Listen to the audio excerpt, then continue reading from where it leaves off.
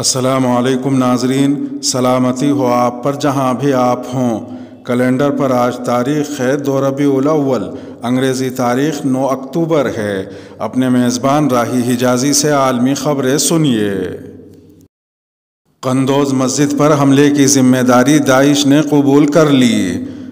طالبان حکام کا کہنا ہے کہ جمعے کو افغانستان کے شمالی شہر قندوز میں شیعہ برادری کی ایک مسجد میں خودکش حملہ ہوا ہے، جس میں کم از کم 46 افراد جاں بحق جبکہ 140 سے زائد زخمی ہو چکے ہیں۔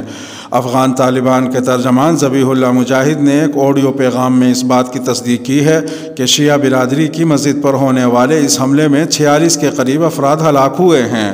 اپنے پیغام میں ان کا مزید کہنا تھا کہ اسی علاقے میں ان فسادیوں کے ایک ٹھکانے کو اسلامی امارت کی فورسز نے ختم کر دیا ہے۔ قندوز میں شیعہ برادری کی مسجد میں ہونے والے خودکش حملے کی ذمہ داری شدت پسند تنظیم داعش نے قبول کی ہے۔ طالبان ترجمان ذبیح اللہ مجاہد نے اس سے قبل ٹویٹر پر اس دھماکے کی تصدیق کرتے ہوئے کہا تھا کہ آج دوپہر میں ہمارے شیعہ ہم وطنوں کی مسجد میں دھماکہ ہوا ہے، جو صوبہ قندوز کے دارالحکومت کے علاقے بندر ضلع خان آباد میں ہوا۔ یہ امریکی انخلاء کے بعد افغانستان میں اب تک ہونے والا سب سے مہلک حملہ ہے۔ طالبان حکام کے مطابق قندوز کی مسجد میں نماز جمعہ کے موقع پر ہونے والا حملہ خودکش حملہ تھا۔ حملے کے بعد سوشل میڈیا پر #قندوز ٹرینڈ کرنے لگا، جہاں مقامی افراد اور دیگر صارفین کی جانب سے دھماکے کے بعد کی تصاویر اور ویڈیوز پوسٹ کی جا رہی ہیں۔ طالبان کا وفد افغانستان کے بارے میں مذاکرات کے لیے دوحہ روانہ۔ طالبان کا ایک وفد جمعے کے روز دوحہ کے لیے کابل سے روانہ ہوا تاکہ کئی ممالک کے حکام سے افغانستان کی سیاسی صورتحال پر بات چیت کی جا سکے۔ وزارت اطلاعات و ثقافت کے نائب وزیر ذبیح اللہ مجاہد نے کہا کہ وفد افغانستان کے حالات پر قطری حکام اور متعدد ممالک کے سفیروں سے ملاقات کرے گا۔ ذبیح اللہ مجاہد نے بتایا کہ وفد کی قیادت قائم مقام وزیر خارجہ ملا امیر خان متقی کر رہے ہیں۔ ذبیح اللہ مجاہد نے مزید بتایا کہ قائم مقام وزیر اطلاعات و ثقافت ملا خیر اللہ خیر خواہ، جنرل ڈائریکٹر انٹیلیجنس ملا عبدالحق وثیق، وزارت داخلہ کے نائب وزیر مولوی نور جلال، مولوی شہاب الدین دلاور اور حاجی محمد وفد میں شامل ہیں۔ واضح رہے کہ خبر رساں ادارے روئٹرز نے کل خبر دی تھی کہ افغان نئی حکومت کے ایک وفد کو ماسکو میں افغانستان کے بارے میں بین الاقوامی بات چیت کے لیے مدعو کیا جائے گا، جس میں روسی صدر کے افغانستان کے لیے خصوصی ایلچی زمیر کابلوف کا حوالہ دیا گیا۔ زمیر کابلوف کے مطابق بات چیت 20 اکتوبر کو ماسکو کی میزبانی میں ہوگی۔ طالبان اور امریکی وفد کی پہلی ملاقات آج۔ افغانستان سے انخلاء کے بعد طالبان اور امریکی وفد کی پہلی ملاقات آج ہوگی۔ برطانوی خبر رساں ایجنسی روئٹرز کے مطابق امریکی وفد دوحہ میں طالبان کے سینئر رہنماؤں سے ملاقات کرے گا۔ خبر رساں ایجنسی کا کہنا ہے کہ امریکہ اور طالبان کے درمیان سینئر سطح کی بات چیت آج اور کل ہوگی۔ خبر رساں ایجنسی کے مطابق امریکی وفد محکمہ خارجہ، USAID، انٹیلیجنس کمیونٹی کے حکام پر مشتمل ہے، جبکہ سابق امریکی مذاکرات کار زلمے خلیل زاد وفد کا حصہ نہیں ہیں۔ خبر رساں ایجنسی کا کہنا ہے کہ امریکی وفد افغانستان سے اپنے شہریوں اور دیگر کا محفوظ انخلاء یقینی بنانے اور امریکہ کے اغوا شدہ شہری کی رہائی پر زور دے گا۔ اس کے علاوہ ذرائع کا کہنا ہے کہ ملاقات میں طالبان پر زور دیا جائے گا کہ افغانستان کو دوبارہ القاعدہ یا دیگر انتہا پسند گروہوں کی پناہ گاہ بننے نہ دینے کے عزم پر کاربند رہیں، جبکہ افغانستان میں انسانی امداد کی ترسیل کو بہتر کرنے پر بھی زور دیا جائے گا۔ خبر رساں ایجنسی کے مطابق امریکی عہدیدار کا کہنا ہے کہ ملاقات کا مقصد طالبان حکومت کو تسلیم کرنا یا قانونی سمجھنا نہیں ہے۔ امریکی عہدیدار کا کہنا ہے کہ طالبان کو اپنی قانونی حیثیت منوانے کے لیے اقدامات کرنے ہوں گے۔ عالمی برادری کو افغانستان کے ساتھ مثبت مشاورت کرنی چاہیے۔ پاکستان کے وزیر خارجہ شاہ محمود قریشی نے امریکی نائب وزیر خارجہ سے گفتگو کرتے ہوئے اس بات پر زور دیا کہ دو طرفہ تعلقات کو فروغ دینے کے ساتھ ساتھ مشترکہ علاقائی مقاصد کے حصول کے لیے دونوں ممالک کے درمیان باقاعدہ اور منظم بات چیت ضروری ہے۔ وزیر خارجہ نے اس اعتماد کا اظہار کیا کہ نیا افغان سیٹ اپ امن و استحکام کے ساتھ ساتھ اپنے لوگوں کی بہتری کے لیے بھی کام کرے گا۔ انہوں نے کہا کہ امریکہ اور پاکستان دونوں افغانستان کے بارے میں مشترک خیالات رکھتے ہیں۔ انہوں نے کہا کہ عالمی برادری کو افغانستان کے ساتھ مثبت مشاورت کرنی چاہیے اور اسے انسانی اور مالی وسائل فراہم کرنے چاہیے۔ انہوں نے کہا کہ افغانستان میں پائیدار معیشت کی تعمیر اور افغان عوام کی مشکلات سے نمٹنے کے لیے ٹھوس اقدامات کیے جائیں۔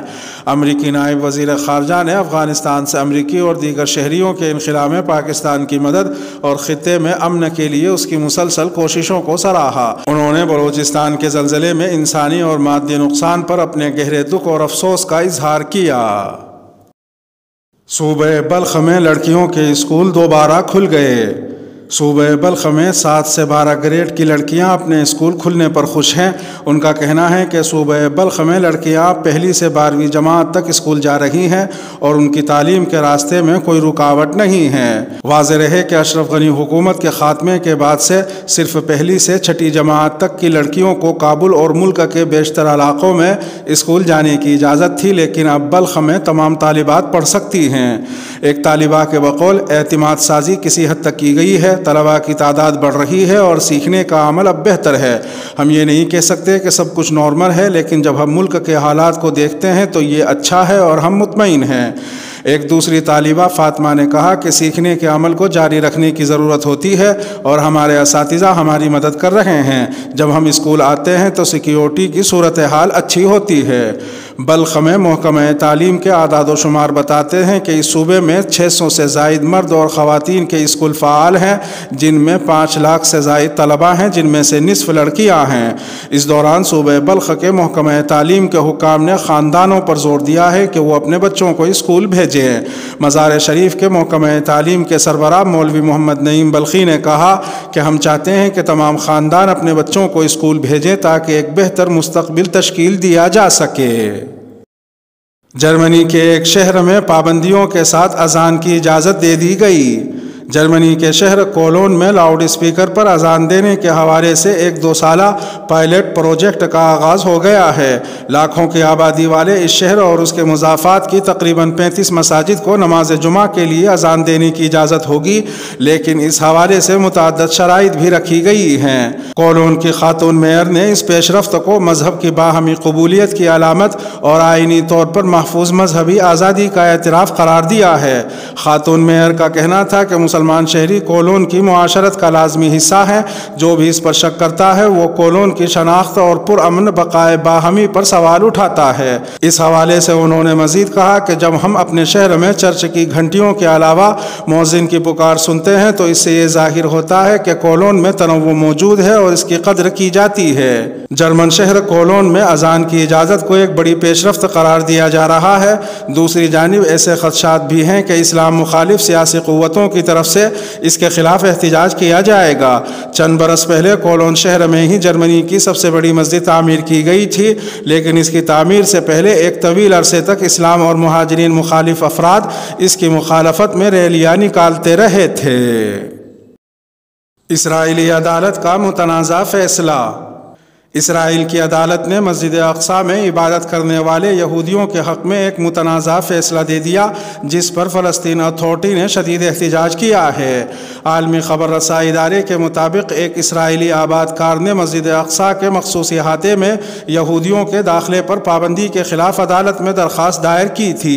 مجسٹریٹ عدالت نے اس درخواست پر یک طرفہ اور متنازع فیصلہ سناتے ہوئے اسرائیلی پولیس کو حکم دیا کہ اگر مسجد اقصی میں یہودی عبادت کرتے ہیں تو اسے مجرمانہ فعل نہ سمجھا جائے اور نہ ہی انہیں روکا جائے۔ خیال رہے کہ 1994 میں عمان اور اسرائیل کے درمیان معاہدے کے تحت مسجد اقصی کے مخصوص احاطے میں یہودیوں کو عبادت کی اجازت نہیں ہوگی۔ اس حصے میں صرف مسلمان نماز ادا کرتے ہیں، جبکہ یہودی قریبی مغربی دیوار پر عبادت کر سکتے ہیں۔ حالیہ عدالتی فیصلے پر احتجاج کرتے ہوئے فلسطینی وزیر اعظم محمد ابراہیم شتیح نے امریکہ سے مطالبہ کیا کہ وہ مخصوص احاطے میں یہودیوں کو داخل ہونے سے روکنے کے لیے اپنا کردار ادا کرے۔ فلسطینی وزیر اعظم نے عدالتی فیصلے کو یہودیوں کو مسلط کرنے کی سازش قرار دیتے ہوئے عرب ممالک سے بھی فلسطینیوں کے ساتھ اظہار یکجہتی کے لیے کھڑے ہونے کی بھی اپیل کی۔ سعودی عرب حوثی باغیوں کا ایئرپورٹ پر میزائل حملہ۔ سلطنت سعودی عرب کے شہر جازان میں قائم ایئرپورٹ پر حوثی باغیوں نے میزائل سے حملہ کیا، جس کے نتیجے میں 10 افراد زخمی ہوئے ہیں۔ تفصیلات کے مطابق حوثی باغیوں نے گزشتہ روز جازان میں کنگ عبداللہ ایئرپورٹ پر میزائل سے حملہ کیا، جس کے نتیجے میں 6 سعودی مسافر، 3 بنگلہ دیشی اور 1 سوڈانی ملازم سمیت 10 افراد زخمی ہوئے۔ دھماکے کی زوردار آواز سے ایئرپورٹ کی کھڑکیاں اور شیشے ٹوٹ گئے۔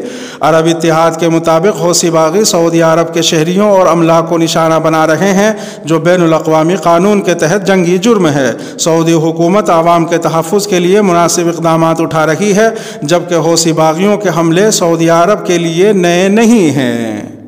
اس کے ساتھ ہی ویڈیو کا اختتام ہوا۔ اپنے میزبان راغی حجازی کو دیجیے اجازت۔ سلامتی ہو آپ پر جہاں بھی آپ ہوں۔